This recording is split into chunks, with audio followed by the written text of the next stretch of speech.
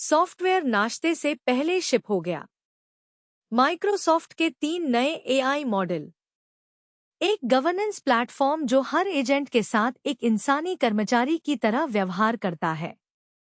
एक फेडरल सरकार जो नियम बनाना चाहती है लेकिन खुद से बात नहीं कर पा रही। और एक कंपनी जो हजारों नौकरियां काट रही है ताकि मशीनों का भुगतान हो सके जो वे काम बेहतर करेंगी। यह दिखता है कि एक मैच्योरिंग स्टैक अंदर से कैसा दिखता है। मैं नौबा हूं। और मैं एलॉय हूं। यह ओपन क्लॉ डेली है।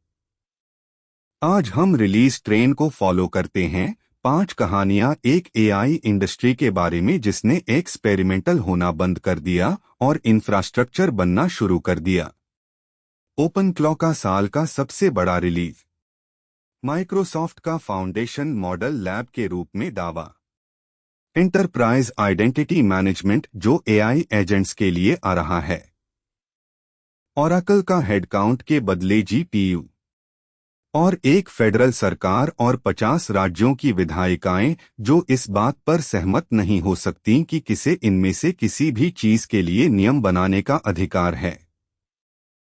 और हम इस तर्क के सबसे ठोस सबूत से शुरू करते हैं। एक सॉफ्टवेयर रिलीज। ओपनक्लॉ V2026.4.1 दूसरी अप्रैल को आया और यह वह तरह का रिलीज है जो पहले और बाद को चिह्नित करता है। किसी एक फीचर की वजह से नहीं, बल्कि इसलिए कि फीचर लिस्ट सामूहिक रूप से बताती है कि प्रोजेक्ट कहां जा रहा है। फीचर्स में जाने से पहले नए लोगों के लिए थोड़ा संदर्भ। ओपन क्लॉ एक पर्सनल एआई ऑपरेटिंग सिस्टम है। यह आपकी मशीन पर चलता है। यह आपके मैसेजिंग ऐप्स से जुड़ता है, टेलीग्राम, डिस्कॉर्ड, सिग्नल और अन्य। यह स्केड्यूल्ड टास्क चला सकता है, बैकग्राउंड सब एजेंट्स स्पॉन कर सकता है और आपकी जिंदगी और काम के बारे में परसिस्टेंट मेमोरी रख सकता है। इसे चैटबॉट से कम और हमेशान एआई के ज्यादा सोचें जो आपके इंफ्रास्ट्रक्चर में रहता है। और V2026.4.1 इस साल का सबसे बड़ा सिंगल रिलीज है। हेडलाइन फीचर का नाम है स्लैश टास्क्स। और यह समझने के लिए कि यह क्यों मायने रखता है, आपको समझना होगा कि इससे पहले क्या कमी थी। तो यहाँ वह समस्या है जिसे स्लैश टास्क्स हल करता है। ओपन क्लॉ में काफी समय से बैकग्राउंड वर्क है, सब एजेंट्स, क्रॉन जॉब्स, लंबे प्रोसेस जो आपके अन्य काम करते समय चलते हैं। लेकिन इस रिलीज तक अगर आप जानना चाहते थे कि वे एजेंट्स क्या कर रहे हैं तो आपको खोजना पड़ता था। आपको पता हो सकता है कि आपने एक जॉब शुरू की लेकिन जॉब कहीं था, चल रहा था, उम्मीदनवश। जब आपके पास एक बैकग्राउंड टास्क है तो यह ठीक है, 5 हो तो ठीक नहीं। या जब आप 1 घंटे बाद अपनी मशीन पर वापस आते हैं और आपको पता नहीं कि क्या खत्म हुआ, क्या फेल हुआ और क्या अभी भी चल रहा है। और जब आप इसे असली दैनिक इंफ्रास्ट्रक्चर के रूप में उपयोग करने की कोशिश कर रहे हैं, न कि कभी-कभी के प्रयोग के रूप में, तो यह बिल्कुल ठीक नहीं है। स्लैश टास्क्स इसे बदल देता है। किसी भी चैट सरफेस में स्लैश टास्क्स टाइप करें और आपको इन प्रोग्रेस एजेंट वर्क का लाइव व्यू मिलता है, सीधे कन्वर्सेशन में सरफेस्ड। अलग डैशबोर्ड नहीं, कोई लॉग फाइल नहीं, वहीं चैट में जहां कॉन्टेक्स्ट पहले से मौजूद है। यह छोटा लगता है। यह छोटा नहीं है। इसका असली मतलब यह है कि कन्वर्सेशन कंट्रोल प्लेन बन जाता है। आपके एजेंट के साथ आपकी चैट, जो भी आपने इसका नाम दिया है, अब सिर्फ वह जगह नहीं है जहां आप निर्देश देते हैं और परिणाम पढ़ते हैं। यह वह जगह है जहां आप ऑनगोइंग ऑपरेशंस की निगरानी करते हैं। यह एक सार्थक आर्किटेक्चरल शिफ्ट है। एजेंट अब एक ब्लैक बॉक्स नहीं है जिससे आप बात करते हैं। यह एक सिस्टम है जिसे आप उस इंटरफेस के अंदर से देख सकते हैं जो आप पहले से उपयोग करते हैं। और सोचें कि यह ट्रस्ट के साथ क्या करता है। लोगों की एक निरंतर चिंता एआई एजेंट्स के बारे में है जो असली काम कर रहे हैं। आपको नहीं पता कि वे पीछे क्या कर रहे हैं। आपने कुछ मांगा, वे इसे करने गए, और अब आप इंतजार कर रहे हैं। स्लैश टास्क्स उस अनसर्टी को खत्म करता है। आप चेक कर सकते हैं। आप कतार देख सकते हैं। आप किसी चीज को वास्तव में खत्म होते देख सकते हैं। यह आपके एजेंट के साथ एक गुणात्मक अलग रिश्ता है। वी 2026.4.1 में दूसरा बड़ा फीचर है bundle CRXNG support web search के लिए। CRXNG एक open source Meta search engine है। यह वेब पर कई स्रोतों से परिणाम एकत्र करता है, पूरी तरह आपके अपने इंफ्रास्ट्रक्चर पर चलता है और आपके क्वेरीज की रिपोर्ट किसी को नहीं करता। इस रिलीज में ओपनक्लॉ डिफ़ॉल्ट वेब सर्च बैकएंड के रूप में इसके लिए बिल्ट इन सपोर्ट लाता है। कोई बाहरी API की नहीं, कोई अकाउंट नहीं, कोई पर क्वेरी बिलिंग नहीं। यह दो वजहों से महत्वपूर्ण है। पहला, यह नए यूजर्स के लिए एक आम फ्रिक्शन पॉइंट हटाता है। पहले, ओपनक्लॉ में अच्छी वेब सर्च पाने के लिए तीसरी पार्टी API सेट करना, कीज मैनेज करना और यह स्वीकार करना आवश्यक था कि हर क्वेरी किसी बाहरी सर्विस को जा रही थी। अब आप CRXNG को लोकली स्थापित कर सकते हैं और आपके एजेंट के पास बिना किसी झंझट के पूरी वेब सर्च है। दूसरा, यह एक प्राइवेसी स्टेटमेंट है। एक AI एजेंट जो आपकी ओर से वेब पर सर्च करता है, आपके हार्डवेयर पर चलता है, आपके अपने सर्च एग्रीगेटर से क्वेरी करता है। यह आपका एजेंट हर बार कुछ देखने की जरूरत पर किसी कमर्शियल API को कॉल करता है से एक वास्तव में अलग रिश्ता है। जो कोई भी ओपनक्लॉ को उस वातावरण में चला रहा है जहां क्वेरी प्राइवेसी मायने रखती है, पर्सनल हेल्थ सवाल, बिजनेस रिसर्च, कोई भी संवेदनशील चीज, इसके लिए यह नेटिव रूप से होना एक महत्वपूर्ण विकल्प है। रिलीज का बाकी हिस्सा पूरे सिस्टम में हार्डनिंग पास की तरह पड़ता है। मैकओएस पर वॉइस वेक, आप मैकबुक या मैक डेस्कटॉप पर एक कीवर्ड से अपने एजेंट को वेक कर सकते हैं, पूरी तरह हाथों से मुक्त। Cron tool allow list administrator अब बिल्कुल बता सकते हैं कि स्केड्यूल्ड टास्क के लिए कौन से टूल उपलब्ध हैं, ताकि जो क्रॉन जॉब डेटा पुल करने के लिए है वह अचानक ईमेल भेजना शुरू न कर दे। Approval flow, Telegram integration, Discord integration, memory indexing और ऑथ परसिस्टेंस में विश्वसनीयता फिक्सेस का एक बड़ा स्वीप। ऑथ परसिस्टेंस फिक्स के बारे में एक बात कहने दे कि यह विशिष्ट रूप से क्यों मायने रखता है। अगर आप ओपनक्लॉ को सर्वर पर चला रहे हैं और ऑथ स्टेट रीस्टार्ट पर रीसेट होता है, तो आप अपनी सेशन कंटिन्यूटी खो देते हैं। आपके एजेंट को याद नहीं कि वह किन चैनलों से जुड़ा है, उसे कौन से क्रेडेंशियल दिए गए हैं, क्या पेंडिंग है। एक पर्सनल प्रोजेक्ट के लिए यह परेशान करने वाला है।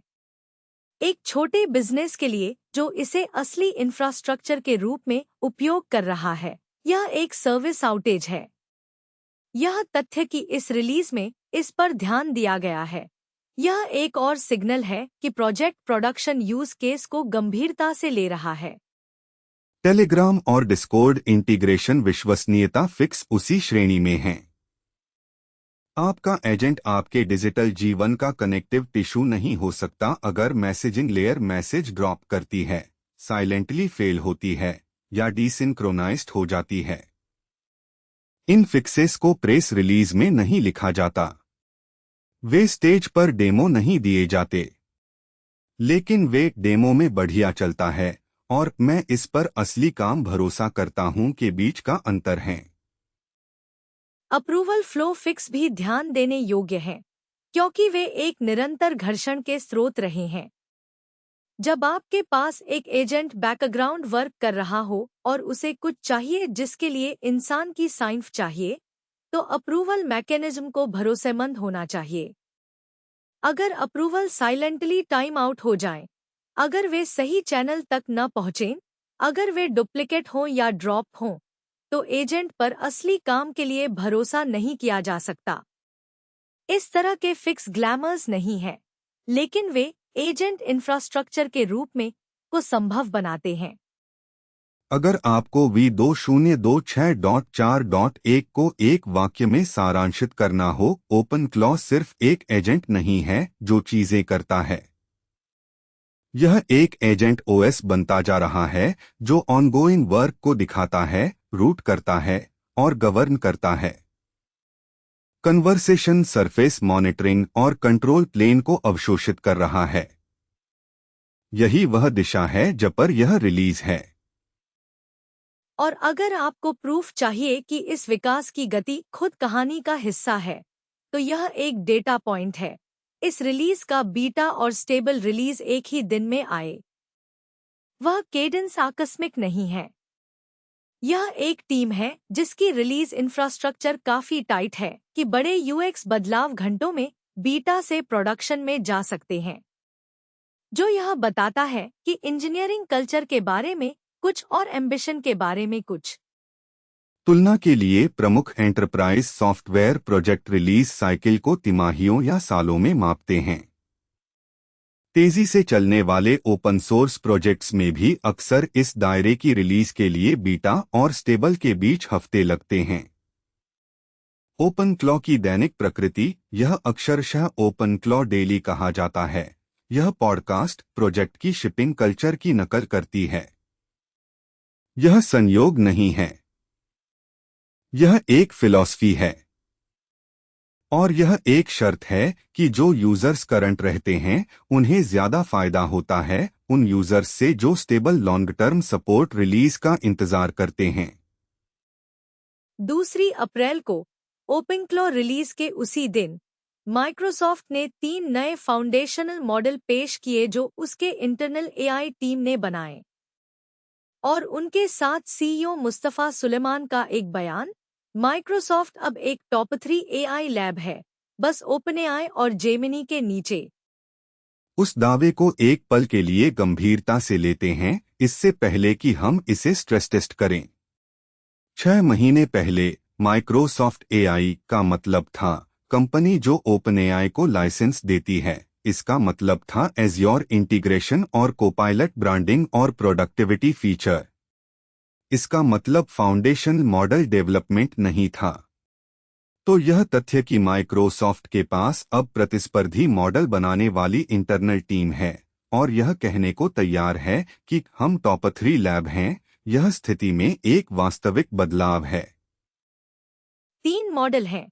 मैं ट्रांसक्राइब एक स्पीच टू टेक्स्ट मॉडल जो 25 भाषाओं में बेस्ट इन क्लास सटीकता का दावा करता है। मैं वॉइस एक टेक्स्ट टू स्पीच मॉडल जो रिपोर्ट के मुताबिक प्रति सेकंड आउटपुट में 60 सेकंड का ऑडियो जनरेट करता है, जो अगर सच है तो रियल टाइम एप्लीकेशन के लिए काफी तेज है। और मैं इमेज 2 एक अपग्रेडेड इमेज जनरेशन मॉडल जो स्टैंडर्ड लीडरबोर्ड पर टॉप 3 में रैंक कर रहा है। नेमिंग कॉन्वेंशन ध्यान देने योग्य है। मैं माइक्रोसॉफ्ट एआई, यह ब्रांड पार्टनरशिप का नाम नहीं है। यह कोपायलट ब्रांडिंग नहीं है। यह स्पष्ट रूप से यह माइक्रोसॉफ्ट अपना मॉडल है। यह एक जानबूझकर सिग्नल है। माइक्रोसॉफ्ट सिर्फ ओपनएआई की तकनीक को अपने प्रोडक्ट्स में इंटीग्रेट नहीं कर रहा, वह अपनी खुद की फाउंडेशन लेयर बना रहा है। और प्राइसिंग आक्रामक है। माइक्रोसॉफ्ट स्पष्ट रूप से AWS और गूगल से नीचे प्राइस कर रहा है इन सर्विसेज पर।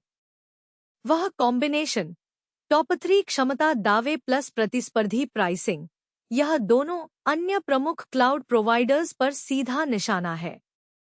यहाँ हमने एक मॉडल बनाया नहीं है।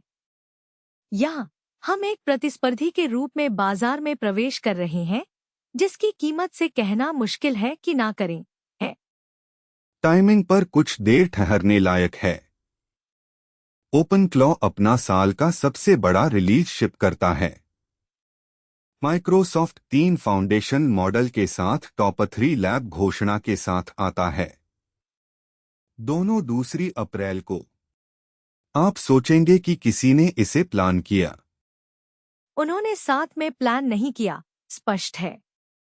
लेकिन संयोग खुलासावादी है। एआई प्लेटफॉर्म लेयर एक साथ कई दिशाओं से गर्म हो रही है।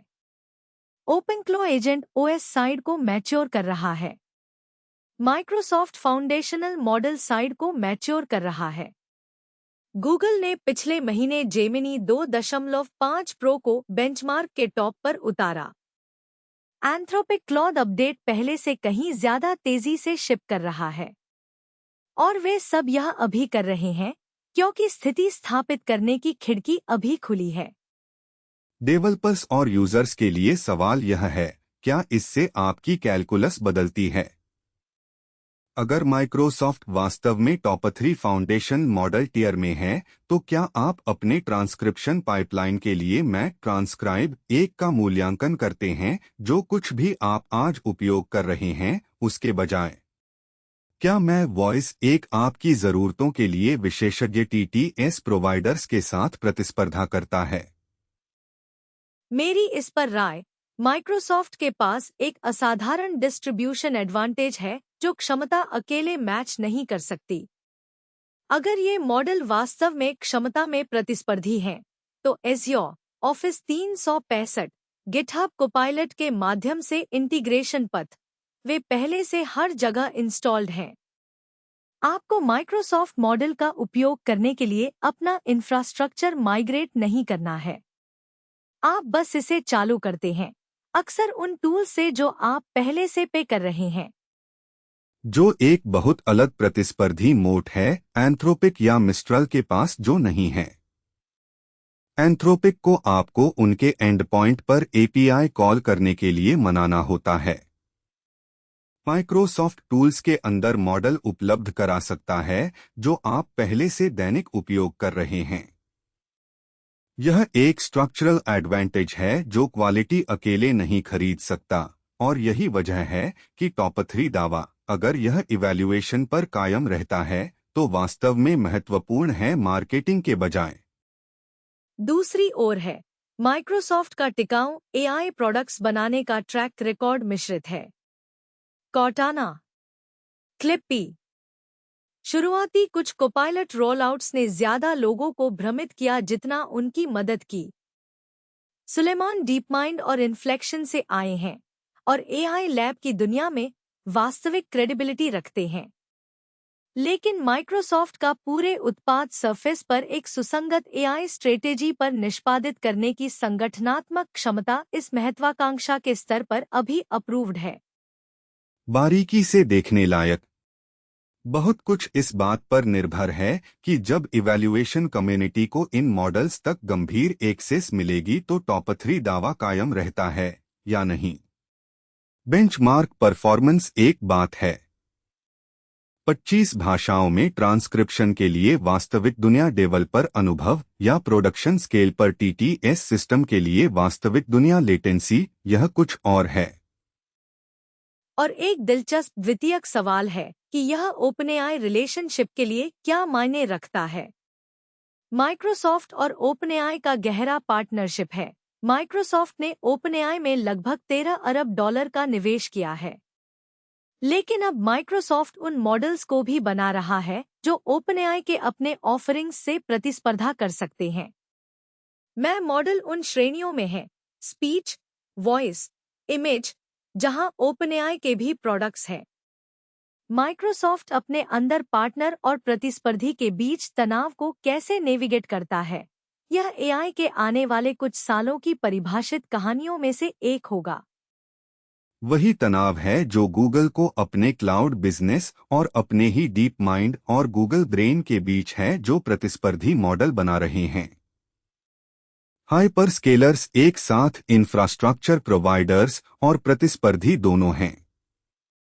यह एक असामान्य मार्केट स्ट्रक्चर है और यह पूरी तरह स्थिर नहीं है। आइए गवर्नेंस के बारे में बात करते हैं। रेगुलेशन नहीं, उसके बारे में आएंगे, लेकिन एआई एजेंट्स के practical infrastructure level governance enterprise environment में। ओक्ता ने अपने प्लेटफॉर्म की घोषणा की जिसका नाम है ओक्ता फॉर एआई एजेंट्स, आमतौर पर 3 अप्रैल को उपलब्ध। पिच सीधी है, हर एआई एजेंट के साथ एक नॉन ह्यूमन आइडेंटिटी के रूप में व्यवहार करो जिसे एक इंसानी कर्मचारी के समान लाइफ साइकिल मैनेजमेंट चाहिए। और जब आप इसे इस तरह बताते हैं तो यह स्पष्ट समझ में आता है। एक एआई एजेंट जो एंटरप्राइज एनवायरनमेंट में काम करता है वह डेटा एक्सेस कर सकता है, यूजर्स की ओर से रिक्वेस्ट भेज सकता है, निर्णय ले सकता है और कार्रवाई कर सकता है।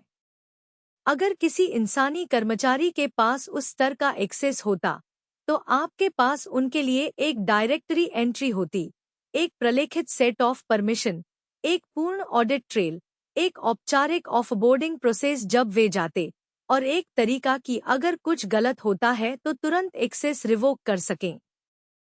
ओक्ता का तर्क आपको एजेंट्स के लिए भी यह सब चाहिए, और अभी ज्यादातर एंटरप्राइजेस के पास यह नहीं है। वे पायलट और प्रूफ ऑफ कॉन्सेप्ट में एआई एजेंट्स स्पिन कर रहे हैं बिना गवर्नेंस इंफ्रास्ट्रक्चर के जो ट्रैक करे कि वे एजेंट्स वास्तव में क्या एक्सेस कर सकते हैं, वे उस एक्सेस के साथ क्या कर रहे हैं या कैसे उन्हें साफ तरीके से बंद करें अगर जरूरी हो।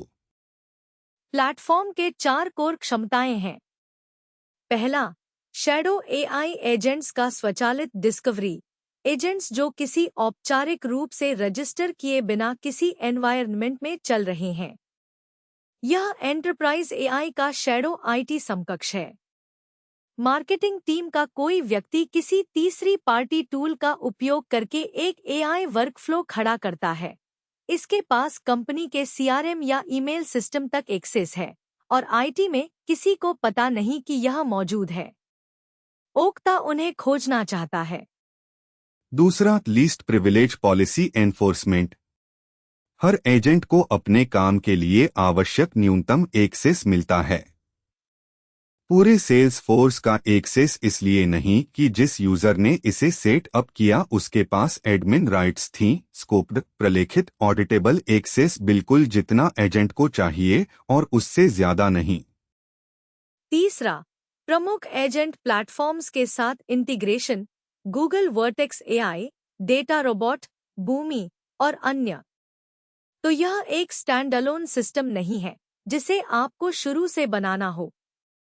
यह उन एजेंट इंफ्रास्ट्रक्चर के ऊपर बैठने के लिए डिजाइन किया गया है जिन्हें एंटरप्राइजेस पहले से डिप्लॉय कर रहे हो सकते हैं। और चौथा, और यही सबसे ज्यादा ध्यान खींचता है, एक यूनिवर्सल लॉगआउट या किल स्विच क्षमता। अगर कोई एजेंट अप्रत्याशित रूप से व्यवहार करना शुरू करता है या अगर आपको कोई रॉग एजेंट मिलता है जो किसी ने अधिकृत रूप से खड़ा किया बिना, तो आप उसके एक्सेस को सभी कनेक्टेड सिस्टम में तुरंत काट सकते हैं। 12 अलग अलग प्लेटफॉर्म में बिखरे परमिशन के मैनुअल क्लीनअप का इंतजार नहीं। वाक्यांश, किल स्विच यहाँ ओक्ता द्वारा एंटरप्राइज बायर्स को भेजे जा रहे संदेश में बहुत काम कर रहा है। आप उन्हें सिर्फ एक्सेस मैनेजमेंट के बारे में नहीं बता रहे, आप उन्हें बता रहे आप नियंत्रण में हैं, आप इसे बंद कर सकते हैं। यह एक संदेश है जो एक सीईओ के लिए बहुत मायने रखता है, जिससे कहा जा रहा है कि वह अपने संगठन में एआई एजेंट डिप्लॉयमेंट को अप्रूव करे।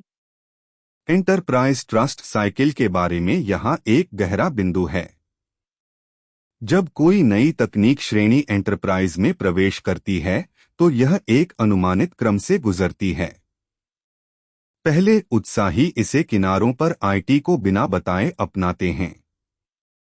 दूसरे आईटी खोजता है कि यह पहले से हर जगह है और विजिबिलिटी के लिए भाग दौड़ता है। तीसरे गवर्नेंस फ्रेमवर्क सामने आते हैं जो औपचारिक अपनाने को संभव बनाते हैं। एआई एजेंट अभी उस संक्रमण पर हैं जहां दूसरे चरण से तीसरे चरण में जा रहे हैं। ओक्ता खुद को उस कंपनी के रूप में पोजीशन कर रहा है जो तीसरा चरण होने देती है। आइए इसे वापस ओपनक्लॉ कहानी से जोड़ते हैं, क्योंकि एक सीधा समानांतर है।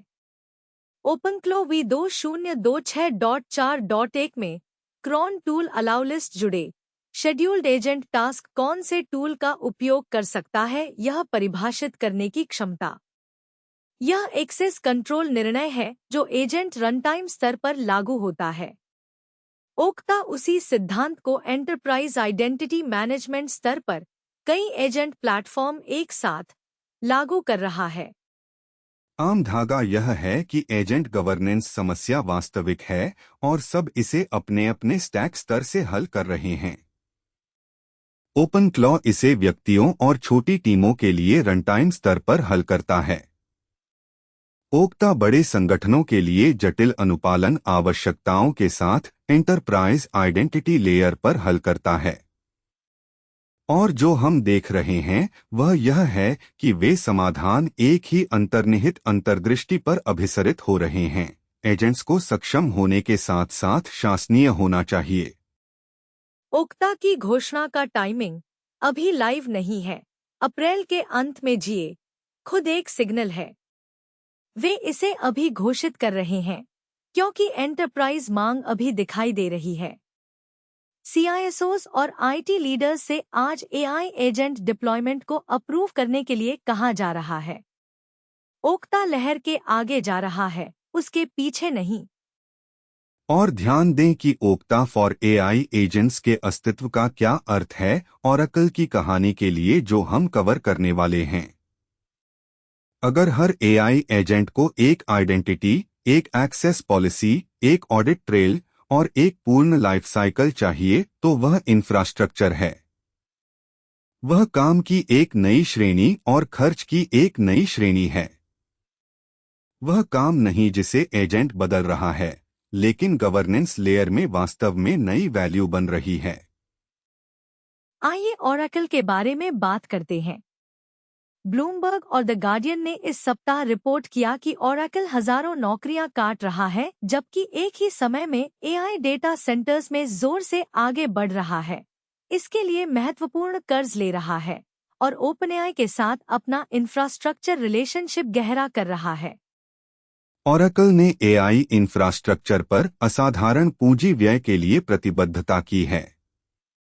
उनकी स्टारगेट प्रोजेक्ट में भागीदारी से जुड़ी संख्याएं OpenAI, सॉफ्टबैंक और अन्यों के साथ संयुक्त उद्यम कई सालों में सैकड़ों अरबों में चलती हैं। यह एक पीढ़ीगत इंफ्रास्ट्रक्चर शर्त है और यह आंशिक रूप से मौजूदा व्यवसाय के मानवीय परिचालन क्षमता से कंप्यूट इंफ्रास्ट्रक्चर में पूंजी पुनरावंटित करके वित्त पोषित हो रही है। जहां नौकरी में कटौती आती है, यह ओरेकल की नौकरी कटौती नहीं है क्योंकि व्यवसाय संघर्ष कर रहा है या राजस्व गिर रहा है। यह ओरेकल की नौकरी कटौती है क्योंकि वह जानबूझकर मानवीय परिचालन क्षमता से कंप्यूट इंफ्रास्ट्रक्चर में पूंजी का पुनरावंटन कर रहा है। यह मंदी पुनर्गठन से एक गुणात्मक अलग प्रकार की छंटनी है और यह एक पैटर्न है जिसे हम अगले कई सालों में इंडस्ट्री में अधिक देखने की उम्मीद कर सकते हैं। ओरेकल कहानी उस चीज का सबसे स्पष्ट संस्करण है जो और जगहों पर अधिक शांति से हो रही है। आप बजट को सैलरी से GPU में ले जाते हैं। आप यह शर्त लगाते हैं कि आप जो इंफ्रास्ट्रक्चर बना रहे हैं वह उससे ज्यादा राजस्व और मार्जिन जनरेट करेगा जो आपने जिन लोगों को जाने दिया। और आप यह शर्त तेजी से बड़े पैमाने पर लगाते हैं क्योंकि अगले दशक के लिए AI infrastructure provider of record बनने की खिड़की अभी खुली है और यह अनिश्चित काल के लिए खुली नहीं रहेगी। और स्पष्ट करें कि ओरेकल वास्तव में क्या बना रहा है। यह भौतिक इंफ्रास्ट्रक्चर है। Data centre, power contracts, cooling system, fibre networking, वे चीजें जो सब मानते हैं कि किसी और की समस्या है जब तक कि वे पर्याप्त नहीं हो जाती। और अभी AI कंप्यूट क्षमता का मांग के सापेक्ष वास्तव में अभाव है। जो कंपनियां वह क्षमता बना रही हैं, वे यह शर्त लगा रही हैं कि मांग बनी रहेगी और बढ़ेगी। एआई क्षमता कहानी जो हम इस शो पर ट्रैक कर रहे हैं, बेहतर मॉडल, बेहतर एजेंट्स, बेहतर डेवलपर टूल्स, वह सब भौतिक इंफ्रास्ट्रक्चर पर चलता है जिसे किसी को बनाना और संचालित करना होता है। और भौतिक इंफ्रास्ट्रक्चर लेयर अभी पूंजी युद्ध में है। ओरेकल, माइक्रोसॉफ्ट, गूगल, अमेज़न सभी उस स्तर पर खर्च कर रहे हैं जिसे 5 साल पहले अतार्किक बताया जाता। सवाल यह नहीं कि वे खर्च कर रहे हैं। सवाल यह है कि शर्त कौन जीतता है। ओरेकल की विशिष्ट स्थिति दिलचस्प है क्योंकि यह स्पष्ट विजेता नहीं है। AWS और Azure के पास एंटरप्राइज रिलेशनशिप और डेवलपर इकोसिस्टम में स्ट्रक्चरल एडवांटेज हैं जो ओरेकल के पास नहीं है। ओरेकल का क्लाउड बिजनेस ऐतिहासिक रूप से उस लड़ाई में तीसरे स्तर का खिलाड़ी रहा है। लेकिन स्टारगेट रिलेशनशिप ओरेकल को एक विशिष्ट, अत्यंत उच्च मूल्य वाला एंकर कस्टमर देती है, ओपनएआई। और अगर ओपनएआई को दसियों अरब डॉलर के समर्पित कंप्यूट इंफ्रास्ट्रक्चर की जरूरत है, तो ओरेकल ने इसे बनाने के लिए प्रतिबद्धता की है। वह एंकर कस्टमर रिलेशनशिप महत्वपूर्ण है। आपको सामान्य एंटरप्राइज क्लाउड मार्केट जीतने की जरूरत नहीं अगर आप दुनिया के सबसे महत्वपूर्ण एआई कंपनी को होस्ट कर रहे हैं। स्टारगेट शर्त अनिवार्य रूप से है, हम ओपनएआई के लिए भौतिक सबस्ट्रेट होंगे और वह स्थिति उतनी मूल्यवान होगी कि जो कुछ भी हम खर्च कर रहे हैं उसकी भरपाई हो जाएगी। और यहाँ एआई इंफ्रास्ट्रक्चर वास्तव में इस पैमाने पर क्या मायने रखता है, इसके बारे में एक व्यापक बिंदु है। यह सिर्फ सर्वर नहीं है, यह पावर है। इस आकार के डेटा सेंटरों के लिए यूटिलिटीज के साथ समर्पित पावर कॉन्ट्रैक्ट चाहिए, कभी-कभी समर्पित पावर जनरेशन। यह कूलिंग के लिए पानी है। यह विशेष नेटवर्किंग है जो हजारों जीपीयू को बड़े मॉडल ट्रेनिंग के लिए आवश्यक गति से जोड़ती है। यह फैक्ट्री बनाने के करीब है, ऐप डिप्लॉय करने के बजाय। पूंजी आवश्यकताएं उसके करीब हैं। इसीलिए जॉब ट्रेड इतना स्पष्ट है। सॉफ्टवेयर हेडकाउंट फ्लेक्सिबल है, आप अपेक्षाकृत जल्दी हायर और फायर कर सकते हैं। भौतिक इंफ्रास्ट्रक्चर नहीं है। एक बार ओरेकल इस पैमाने पर डेटा सेंटर बनाने के लिए प्रतिबद्ध हो जाता है, वह पूंजी सालों के लिए लॉक हो जाती है। शर्त को एक तिमाही नहीं, एक दशक में भुनी होनी चाहिए। और ओरेकल इसे वैसे भी लगा रहा है क्योंकि वे मानते हैं कि विकल्प इस बाजार में न होना जोखिम से बदतर है। इस प्रक्रिया में जिन लोगों की नौकरियां जा रही हैं, वे वास्तविक लोग हैं। आगे बढ़ने से पहले हमें यह स्पष्ट कहना चाहिए, यह स्प्रेडशीट पर एक अमूर्त पूंजी पुनरावंटन निर्णय नहीं है। ये वे कर्मचारी हैं जिन्होंने प्रोडक्ट्स बनाए, सिस्टम बनाए रखे और ग्राहकों की सेवा की, और जिन्हें बताया गया कि उनकी स्थिति अब नए पूंजी ढांचे में फिट नहीं है। यह नामना यथार्थवादी है क्योंकि रणनीतिक तर्क और मानवीय यथार्थ दोनों एक साथ सत्य हैं। और यह ध्यान देने योग्य है कि किस प्रकार की नौकरियां कट रही हैं। ओरेकल की कटौती मुख्य रूप से परिचालन, सहायता और बैकफिस भूमिकाओं में है, न कि नए इंफ्रास्ट्रक्चर बनाने वाले डेटा सेंटर इंजीनियर्स में। एजेंट और ऑटोमेशन अभी इंफ्रास्ट्रक्चर बनाने वाले लोगों को प्रतिस्थापित नहीं कर रहे। लेकिन यात्रा की दिशा स्पष्ट है और ओरेकल इस गणना का सबसे ईमानदार सार्वजनिक उदाहरण है जो शांति से पूरे उद्योग में हो रही है। हमारी आज की अंतिम कहानी राजनीतिक स्तर पर गवर्नेंस के बारे में है, और यह मौलिक असहमति की कहानी है कि किसे नियम बनाने का अधिकार है। व्हाइट हाउस ने मार्च के अंत में एक राष्ट्रीय एआई नीति फ्रेमवर्क जारी किया जो 3 काम करता है। 1. यह राज्य एआई कानूनों के संघीय प्रीनपशन की वकालत करता है। 2. यह स्पष्ट रूप से किसी भी नए संघीय एआई नियम निर्माण निकायों को बनाने के खिलाफ सिफारिश करता है। 3. यह कहता है कि मौजूदा नियामक एजेंसियां FTC, FDA, सेक एआई गवर्नेंस को संभालने के लिए पर्याप्त हैं। प्रीमपशन तर्क को सादे शब्दों में अनुवाद करें, क्योंकि यह मायने रखता है। अभी व्यक्तिगत अमेरिकी राज्य अपने एआई कानून लिख रहे हैं। कैलिफोर्निया में एल्गोरिथम भेदभाव के आसपास नियम हैं। कोलोराडो में नियम हैं। ओरेगन और वॉशिंगटन में नियम हैं। टेक्सास में जनरेटेड कंटेंट के बारे में नियम हैं। न्यूयॉर्क में भर्ती एल्गोरिदम के बारे में नियम हैं।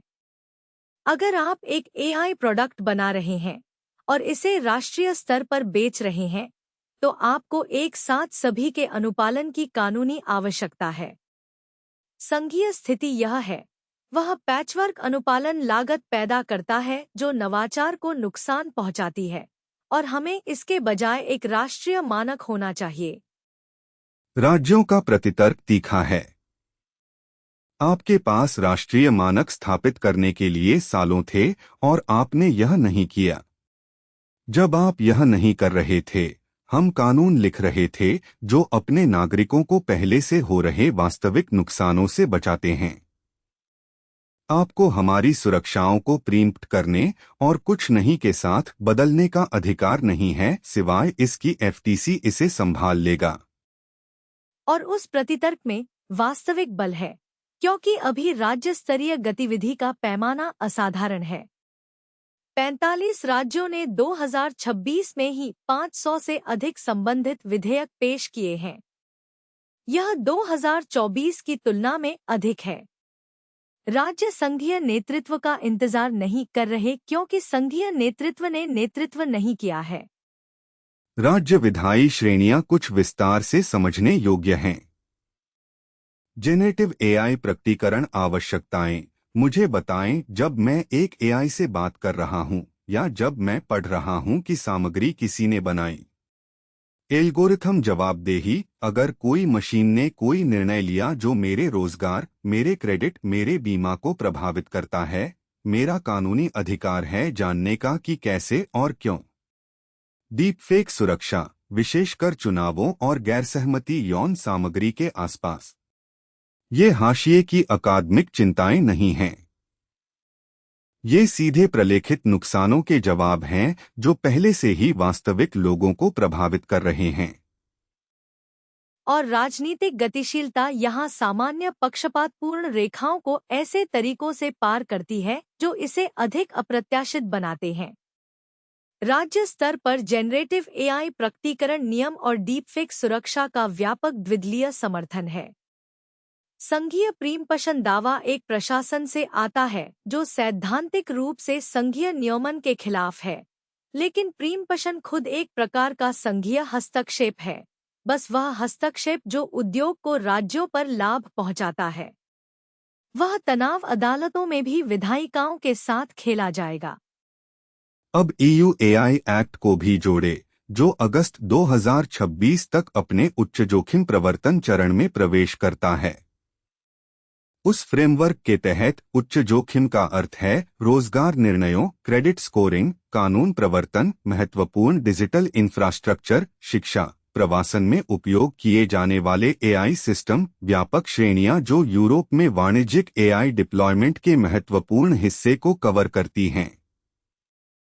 अगर आप एक एआई प्रोडक्ट बना रहे हैं जो आप यूरोप में बेचते हैं, अगस्त 2026 एक नरम समय सीमा नहीं है। आपको प्रलेखित ट्रेनिंग डेटा प्रोवेनेंस, प्रलेखित परीक्षण प्रक्रियाएं, एक कार्यशील जोखिम प्रबंधन प्रणाली, मानव निगरानी तंत्र रिकॉर्ड पर और ईयू एआई सिस्टम डेटाबेस में पंजीकरण चाहिए। यह भविष्य के अनुपालन की योजना नहीं है। यह अनुपालन कार्य है जो 4 महीने में देय है।